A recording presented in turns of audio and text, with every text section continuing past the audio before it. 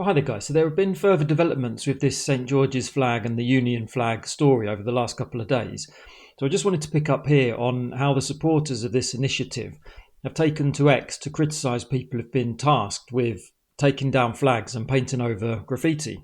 And there was an absolute Twitter pile-on after footage emerged showing some workers painting over a red cross on a roundabout.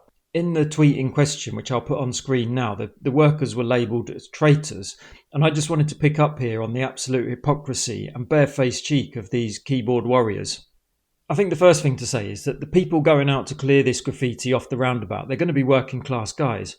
You know, the council always contract this stuff out. So these guys, they could be part of a large company or they could be a small, family run business.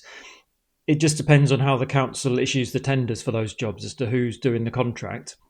But regardless, these are guys who are going about their daily job. They're bringing home a wage for their family, grafting out on the streets in all weathers. And for that, they're plastered all over the internet and have culture warrior morons labelling them traitors.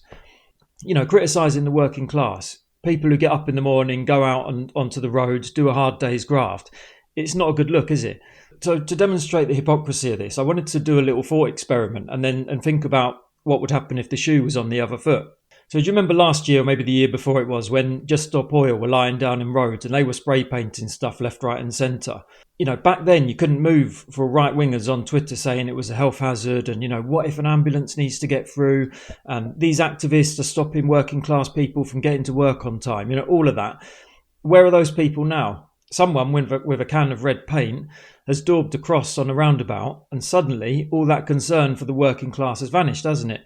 Worse than that, they're actually criticising the very working class people that they were so keen to defend only last year.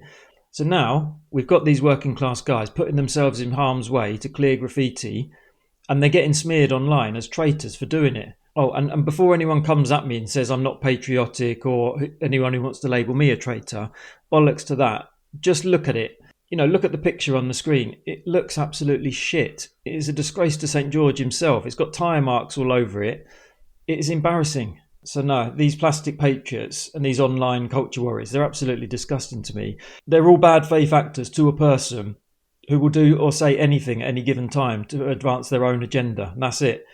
There's no consistency to what they do or say because as far as I can see, that's all they've got, isn't it? Just advancing their own agenda and upsetting the libs, whatever that means. This whole debacle around the flags started because they knew, the people putting up the flags knew that the councils in question would be forced to cut them down or paint over them in this case. And then they could cry about a two-tier system where white people are marginalised. It's just total nonsense from start to finish. It's just so tiresome, boring and predictable watching these people in action. They can't even have consistency from one year to the next. It's embarrassing. And still, nobody's been able to explain to me why these people can't put up flags on the front of their house or in their garden like any normal person would do. And I just go back to what I said before, they put the flags up in places where they knew the councils would have to cut them down. It's that simple, isn't it? It's embarrassing. So no, this is just another boring episode in the culture wars, which will be forgotten in a few weeks when they've moved on to their next bandwagon. But anyway, thanks a lot, guys. I'll see you in the next one.